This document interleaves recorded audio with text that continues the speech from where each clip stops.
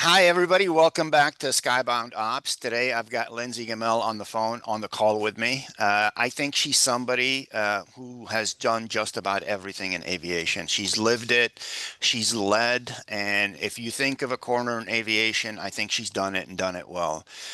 Correct me if I'm wrong, but I think she has done planning to maintenance to managing high stakes repairs currently at FIME Aero.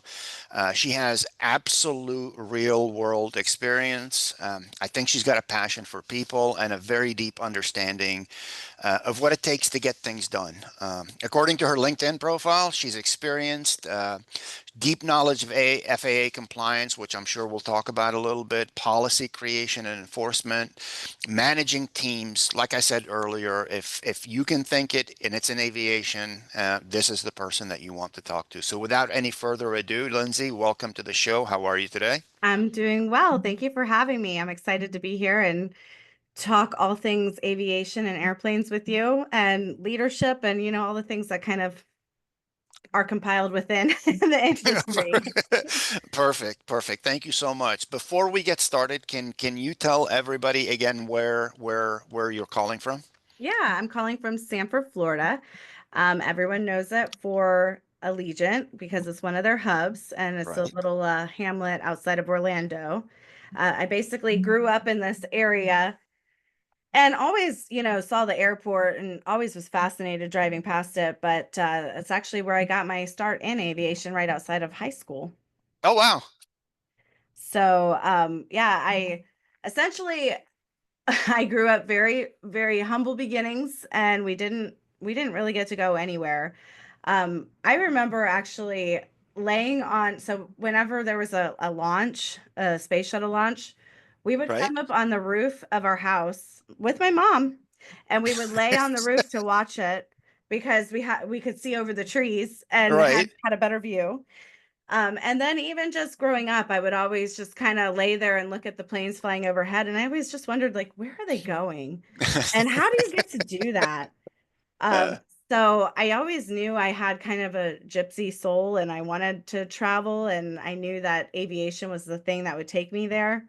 So right out of high school, I got lucky enough to land a job at the Sanford airport, and the company was Whisper Jet.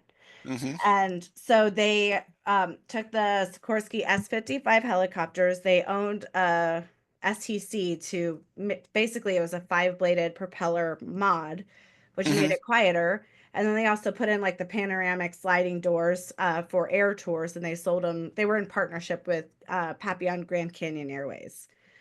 So that was the first start, and this was also right after September 11th, so it was 2002 Wow. when I started. So of course, it was very rocky times to get in the industry. Absolutely. Um, and unfortunately, that business did go under, but I was able to network a lot when I was there on the airfield. I obviously, I have the gift of gab, so I talked to everyone and picked everyone's brain. And from there, I was able to kind of move around within the industry and learn different things and go to different companies. So it was a good time. That was a lot. Let me go a little bit different direction or make it a little bit easier. What drives you? I mean, what you just mentioned, I think a lot of people may wonder or think about how they would do it. What drives you? Um, I think what drives me is my passion for aviation, just for the aircraft in general. I still, like I was telling you earlier, I still get emotional at takeoffs and landings. I hmm still get emotional when we push an aircraft back for its first flight outside of a maintenance, um, any kind of a maintenance service or major repair. And I love that. But I think the other thing is like you said, people. hmm I always try to make people feel seen and heard and encouraged, especially other, people who are struggling in the industry. I've been through a lot of struggle myself, trying to stay in the hmm industry. And so I like to be a cheerleader and a support person and an encourager, but I also try to do love connections, is what I call them. So if somebody's struggling and looking for something and I happen to have someone in my network, I'm like, oh, I'm going to make that love connection. You have to meet this person and, Oh, that's maybe this cool. will help you. Yeah. That's really cool. I think you already talked a little bit about what first got you involved or attracted to aviation. Let's build on that a little bit. Can you talk a little bit more, especially based on some of the things that you mentioned, what really made you stick to it?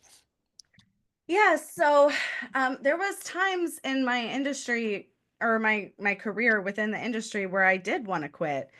Um, so as a woman, and especially in the maintenance sector, because I did do a few other things in my early career, but Hmm. I migrated to the maintenance side of things really early on. So I was a maintenance planner at JetBlue, and then several other MROs around Florida, and director of production and planning, and just kind of worked my way up from there. So really into the operations side of things Right. and the technical side of things. But women comprise of 2.8% in the maintenance sector of Wow. aviation. So it was, most of the time it was just me. I was the only female on the hangar floor, or maybe there was two others if I was lucky. And so I always felt like I had to work three times harder, run circles around everyone just to get noticed. And Hmm. even still, when I would go toe to toe with someone for the same promotion, oftentimes I would get looked over. And I always say, that scene on Wolf on Wall Street when he's like, "I'm not leaving." That's been my motto. I'm not I think leaving. that's amazing. Yeah, that's Of amazing. course, of course, that's laced with a little profanity in there, which is, let's face it, that's all throughout aviation as well. But yeah, so I just been determined not to leave. And even when I did leave for a short stint, I knew that I my heart wasn't happy. I was longing for this. So, you know, while I encourage people to join the aviation industry, I first encourage them to find what their passion is. That's And a good advice. yeah, and when you find what you're passionate about, you don't have to fight to stay there, you know what I mean? Like, you internally, you're happy to be there. You're Exactly. excited, and Exactly. so that's more important than anything to me, and that just happened to be my passion.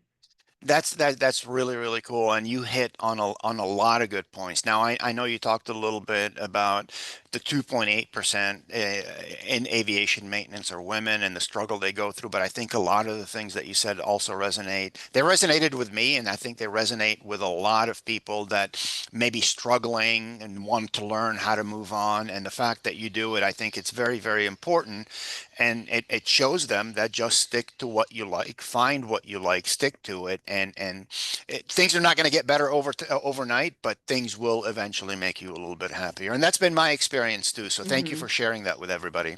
Yeah, for sure. And even in my, because I do try to do a lot of speaking engagements, and or I try to do events that kind of help to bring diversity in to the aviation industry. And Hmm. I like to tell them aviation is such a large industry, but it's a family, Hmm. because you know everybody, or you'll eventually meet everybody, Everybody.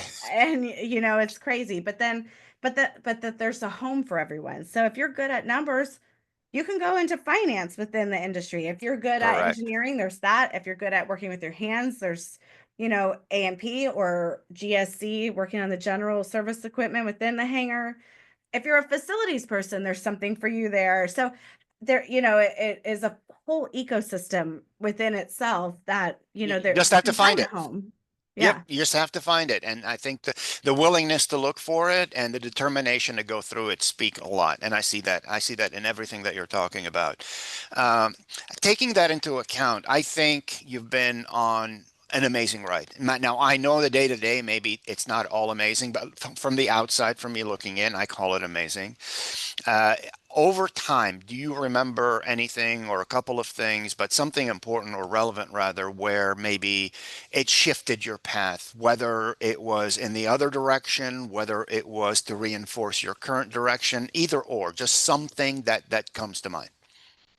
Well, I think it's been a couple different scenarios that kind of shifted my path.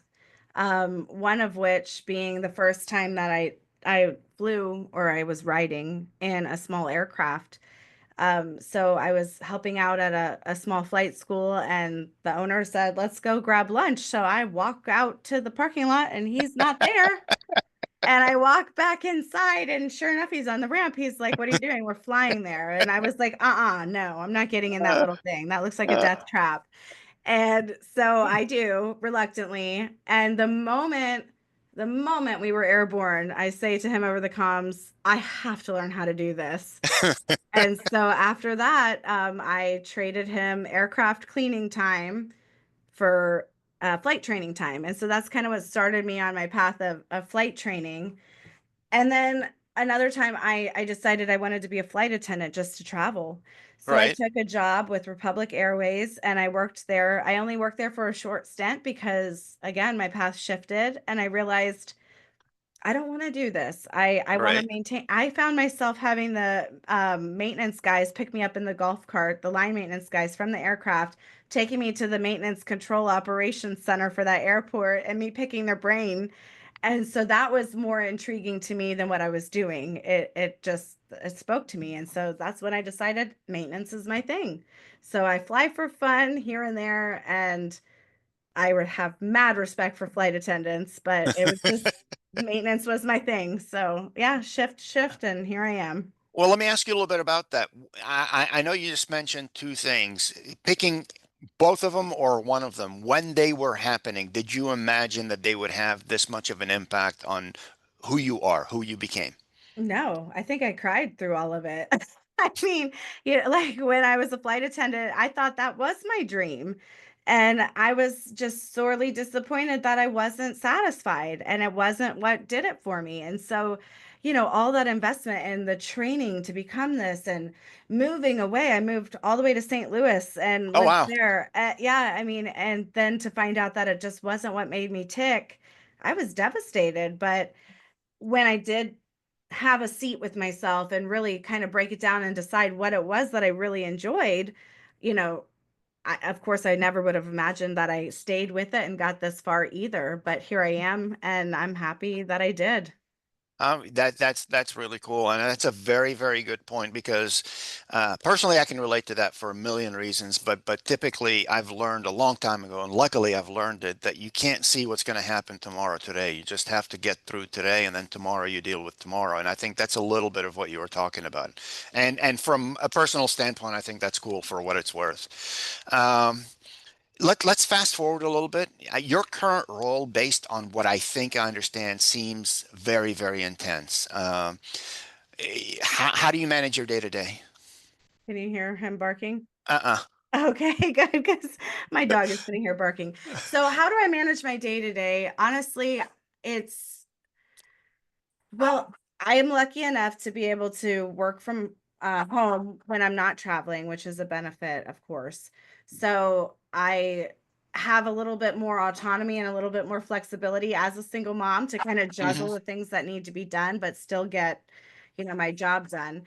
So when I'm traveling, though, it makes it a little bit trickier, or at least it has. Can you hear him barking now? I heard Okay, that one. because I'm gonna grab him because Go he's right so mad ahead. at me. Go right ahead. Go right ahead. Okay, come on. Come on. Yeah. So he has separation anxiety from his mom. So anyway, when I'm traveling, it does make it a little bit more challenging as a single mom. So I think that's a huge barrier to entrant, whether you're a single dad or single mom. Just being a single parent in general is massive. You have so much to juggle and move, and aviation is demanding, whether it's the hours you Of work course. or whether it's the travel that you have to do. So that was hard to manage, but luckily I had a great support system with my family close by. And so, it's just taking it day by day and just really like, what is the situation? What do I need to overcome? And how can I make this work? And when you want it bad enough, you find a way to make it work. That's a So very, very good point. And again, I agree with that. Uh, do you Now, I have my opinion, but I want yours first. How often do you rely on everything that we just talked about, which is your past experiences in life and in business and everything in between? How do they impact you today? How do they shape how do they shape the person that you are, the leader that you are, the whatever it is that you need to be to get the job done? Well, I think it all matters. It's building blocks, really. I mean, it all congeals together to create, the polished professional that you see today. So all the leadership trainings that I've been through, all of Hmm. the school of the hard knocks I've been through, learning to be compassionate for people that are going through what I had to go through and juggling different things. You know, the encouragement that I wished that I had from my superiors, I try to give to my team. Just the understanding, or the camaraderie, and so all of those things do matter, and they do make, they resurface in my day to day all the time in different parts in different ways. But and also, I still revisit a lot of those lessons, and they just look a little bit different, a little bit more evolved. And I'm not starting from scratch this time. I have a foundation to build upon to address it, but Very good point. it's there again. You find it again. So, so I think this is related, but maybe it's a little bit by itself. How do you use all that to deal with the different team dynamics? Now, before you answer that, I'll give you a couple of examples. Similar to you, I've been in the industry for quite a while, but everything I do every single day, I think, is built on a lot of the stuff that I did. So when I'm talking to a team that does X, I think I know how to speak with them. I think I know how to relate to them. When I'm talking to a team that does Y, it's not necessarily the same way that I speak or deal with them, but I also rely on some of those things. I hope that's making sense, but Yeah, do you do the same things in terms of 100%. dealing? It's called read the room. Read the room, Absolutely. my friend. So, the dynamic that I bring when I'm talking to my team is completely different than the dynamic I bring when I'm sitting down with the C-suite, or with a customer, airline executives. And so, yeah, it's learning your audience, and also listening and observing and reading an energy in the room, the vibe, because there's always a tangible energy when a group of people get together, whether it's they're already pissed off and you're having a Correct. come to Jesus meeting, or, they're in a great mood and they know you're there to butter them up to try to get a sale, or whatever the case may be. Correct. So kind of just approaching it with, you know, just waiting and reading and listening more than you're speaking, and then you kind of are able to recalibrate and know how to proceed forward. The way that that was taught to me ages ago, real quick, somebody looked at me and they said, Ralph, when your audience is up here, come at them from down here. And then when your audience is down here, you come at them from up here and sort of try to lead the tempo. They said it's important, not control the tempo. They said lead the tempo and have them follow. And it's probably the most sage advice I've ever gotten in my life. And I enjoyed hearing that from you. It's just about the same thing. So thank you for that. Yeah, and I love it. And that's also the thing, is when you take the time to do that, and give your customer or your team or whatever that kind of open moment to voice their opinions or concerns, and what kind of tempo they're coming at you.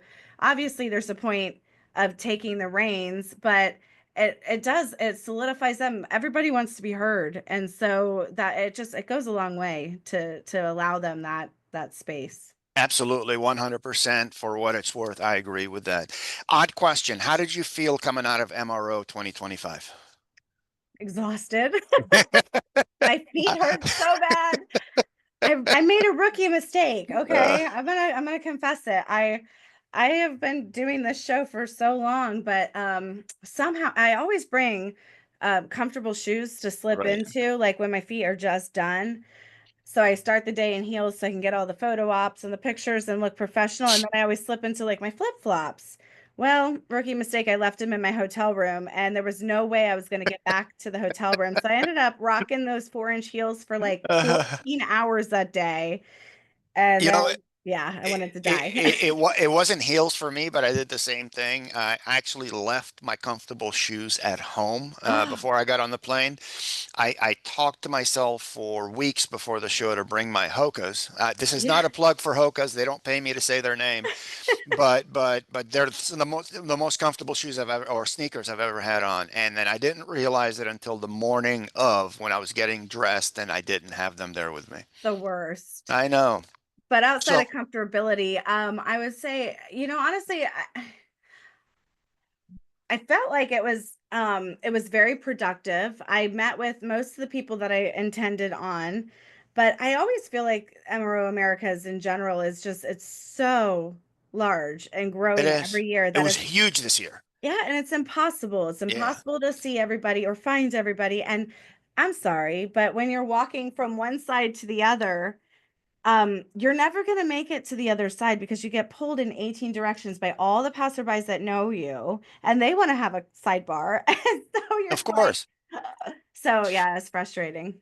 Well, I told you before we started, it's worth saying again, I thought about speaking with you a couple of months ago, and my intent was to come find you at MRO and at least just say hello. And I don't think on any single day I made it from one side to the other. So what I did was the next day I started on the other side, but I never made it back to the front side, or to the other side again. So I understand completely what you're Yeah, talking about. I never even made it over to the maintenance competition side, and that's like my favorite thing to go watch. And I never even found it. So I feel I yeah, know. it was a struggle. And it doesn't look like they're going to slow down anytime soon. So I'm curious what next year is going to look like. Yeah, where is it next year? I can't remember. Probably I can't remember. Orlando, that's right. Orlando, that's right. So You're right. Yeah, because in our I backyard. talked about Oh, driving out there. yeah, Yep. we're in for Yep. it. That convention center is massive. So It is. It is. I so don't want to fly into bring your that comfy airport. shoes. Yeah, Yeah. absolutely. Let's go back a little bit to the teams that we were talking about. In your eyes, whether it's experience, preferences, but in your eyes, what does a strong, healthy team feel like, especially in operations? Um, it feels like first of all, leadership has to set the tone. And if you don't have a very approachable open door policy, everything is just going to get completely fragmented from there. So I like it to be you can call me, text me anytime. I don't care. Whatever's on your mind, and always have that. So that kind of sets the tone. And then because of that, valuing your employees, um, and also just being present, encouraging, and being part of the team. I've had meetings with the team and saying, I don't care if you call me the janitor Hmm. of the MRR team. You can call me whatever you want to. We're all a team. And like titles are titles. That's cool and fine and dandy, but really we're all here for the same end goal. So if you need me for anything, I'm not too special to do anything. I don't care what it is. Even if you need me to go run and get, Red Bulls so we can pull an all-nighter and get this knocked out, like whatever. So Right. I think that's huge. And then also recognizing your team and really being thankful and giving that encouragement and that gratitude back. It's funny that you mentioned that experience about titles. I promise you this wasn't planned because I didn't know, but the same example was used with me ages ago. The one that I use with my teams, current and old, and the one that I learned a long time ago is I say, call me head toothpick finder if you want to. So long as one, two, three, basically exactly what you just said. That's uncanny. So speaking of that team, when the proverbial you know what hits the fan, how do you keep them grounded and feeling safe? Well, I mean, we actually just had a meeting recently kind of like that where everybody was really upset. And so really it's giving them time, um, giving them the space to voice their concerns and frustrations or fears or whatever, and addressing each one. Even if you don't have an answer, you say that. Just admit, I don't Correct. know. I Correct. will I will try to find out, but I don't really know. So Seems hard for people to do that, but it's a very, very valid point for me. well, especially nowadays. I mean, I Yeah. feel like we have so many people that know everything anymore. So, like, thanks YouTube and everything else. So, I love sentences that start with I read on Google or yeah, as of late substitute Google for Claude or I ChatGPT. was gonna say Chat Yeah. GPT. My gosh, Uh, it's true. Yeah, maybe a somewhat random question. Where does in your opinion, with everything that you do, where does compliance fit in? Well, I mean, it fits in everywhere, but it's also everybody's responsibility and job. Good So, point. it's leadership's main responsibility to ensure that it's happening. But I think that if you build a cohesive team and one that feels valued and they all feel heard and part of the, progress, then they all take personal ownership for it. So our team is Absolutely. very much like that. They take personal ownership over compliance and regulations and their training because they don't want, they value what we've built. They value the team, they value the experience, they enjoy working there. And so because of that, they protect it. And that's really what it is, the culture of safety and You compliance. you hit the nail on the head. I think I agree with you for what it's worth. I think it starts with leadership. I think it starts with those open door policies. I think it starts with making everybody feel safe, all of the above at the same time, over and over and over again. That's how you get through to your team, and I think you said that perfectly. Yeah, and that's the other thing as far as making people feel safe. I've always had this policy as well. I allow anyone to come in and vent. So you can scream, cry, whatever, get it all out. So, but I always say, let's do one vent session. Next time is solutions, or at Yep. least brainstorming for them. Yep. So, this isn't going to just be, the therapist's office. Otherwise, Exactly. they'll start charging Exactly. a fee. But exactly. But Yeah. it's cool that you make them feel that safe, and I think that goes infinitely further than anybody can ever imagine. So I like that a lot. So let's make this a little bit easier. Aisle or window, and why? Always window. Always. I have to see the clouds. I have to Uh-huh. see I don't know, it's just so majestic to me and it They brings me are. so much peace. And I have to record like every single takeoff and landing because I'm just obsessed. And I watch them all the time too. It's crazy. Like if I'm grounded for a while, I haven't been up in the air for a minute. I'm like, oh, I'm just gonna like live vicariously through my own videos. It's funny that you say that. I prefer the window too. Although once in a while, if it's a short flight, I just want to be in the aisle so I can get up. But 9 out of 10 times, I love that window seat. Yeah. Uh, Next question is a little bit weird, and I don't even know why I wrote it down. But one airport meal you'll never get tired of. Oh, honestly, any good well, I guess this depends on location. So Exactly. Denver West, Tex-Mex all the way, anytime. East Coast, okay, Maryland, I used to run, so or BWI, I would run. They had the Maryland crab soup. I Right. had to have it there. So I think I've like become accustomed to what's good at what destination or That's location. So very good answer. I think politics is in your future based on that answer. Uh, what to you, how do I phrase this? What do you think is a behind the scenes skill that nobody talks about that you have found to be invaluable? I would probably say you're gonna laugh.